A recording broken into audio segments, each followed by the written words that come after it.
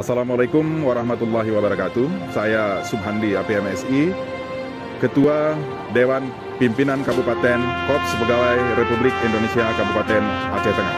Republik Indonesia di Kabupaten Aceh Tengah ini, momen tahun ini adalah momen yang sangat luar biasa karena pada tahun depan kita akan menghadapi pemilu, yaitu pemilu presiden, pemilu legislatif, dan kemudian pada akhir tahun kita akan menghadapi pemilihan kepala daerah. Dalam hal ini kita berharap dengan momentum ulang tahun Korpri pada hari ini, kepada seluruh ASN sebagai anggota Korpri kami berharap bersikap netral pada pelaksanaan pemilu pada tahun 2024 nanti. Karena netralitas PNS akan sangat menentukan jalannya pemerintahan ke depan menjadi lebih baik atau tidak.